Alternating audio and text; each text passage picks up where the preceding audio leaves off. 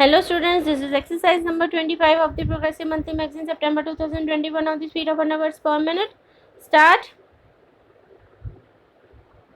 If the plea as advanced by the learned counsel has to be agreed to, then it shall mean that between May 15, 2015 and July 2017, the respondent, after taking or seeking the benefit of the petitioner's experience in building the hotel, just before the start of operation of the hotel, could have terminated the agreement, leaving the petitioner in lurch or high and dry to its prejudice. In fact, the stipulation was in the interest of the petitioner against such termination. Further, the plea of the learned counsel is on a misreading of stipulation in the agreement inasmuch as Article 24(1) states the agreement shall commence upon execution of the agreement by the parties and shall continue in force for a period of 15 years commencing from the opening date of hotel. Similarly, Article 24(3) clearly states the first 5 years of the terms of contract starting from the effective date shall be considered as a lock-in period. On a reading of both clauses, the position emerges: 1. The agreement shall commence upon its execution by the parties. 2. The first 5 years of the terms of contract starting from the effective date shall be considered as a lock-in period. 3. The 15 years shall commence from the opening date, that is, commencement of operation of hotel, July 2017. And 4th, the first renewal of 10 years shall be after the term of 15 years from opening date. Learned counsel is right in stating that the interpretation sought to be given by Mr. Dutt is contrary to the express terms of the agreement. It is prima facie clear that the lock-in period of 5 years had commenced on May 15, 2015, and the notice being of July 28, 2020, which is after the lock-in period of 5 years, the same is proper.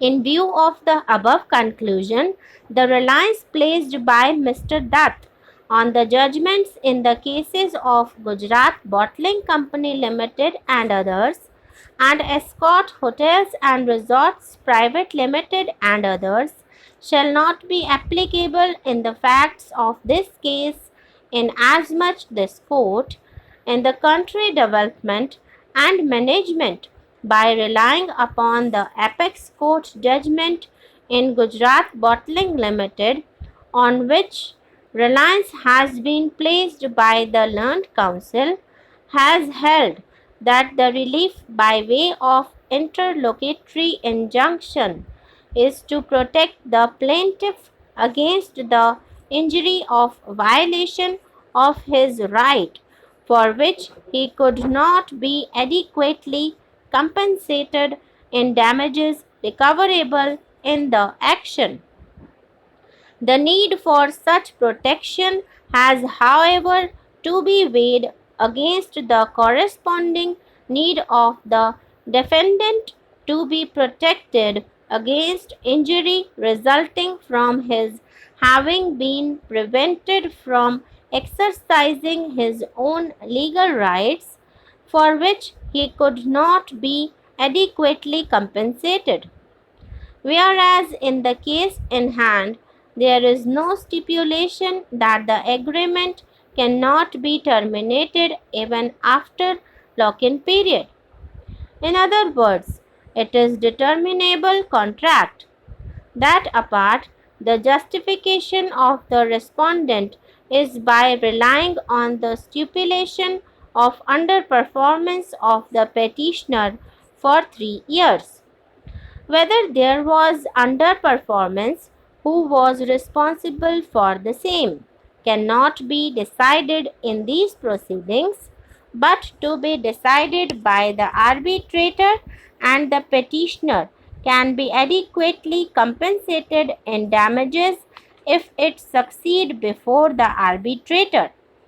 It is not the case of the petitioner that damages shall not adequately compensate it. Prima facie, the action of the respondent cannot be faulted. Learned Counsel has rightly relied on the judgments in Royal Orchid Hotels Limited and Marriott International Incorporated and others, wherein the court has held that in view of Section 14(1) of the amended Act of the Specific Relief Act, the contract under the following category cannot be specifically enforced. The reliance placed by Mr. Dutt on the judgment of this court in Escort Hotels and Resorts Private Limited and others is misplaced, as it is not applicable to the facts of this case, inasmuch as in the said case the appeal filed before this court was against an interim order passed by the learned arbitrator directing the parties to maintain status quo with respect to licensed area.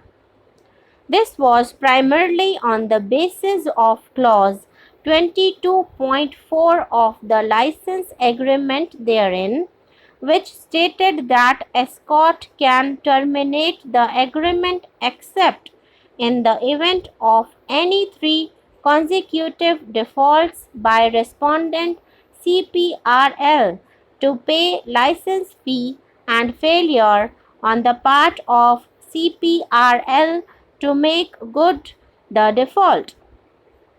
It was the case of CPRL that there was no default in the manner prescribed in clause 22.4.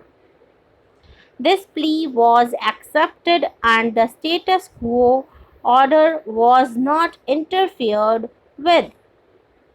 Similarly, the judgments relied upon by Mr. Dutt in the case of Adani Power Limited, Sandvik Asia Private Limited, in support of his submissions that nomenclature in an agreement is not important and agreement has to be interpreted harmoniously giving effect to intent of the parties, have no applicability as the said judgments are distinguishable on facts, and in view of my conclusion above, even the plea of that the respondent could not have terminated the agreement.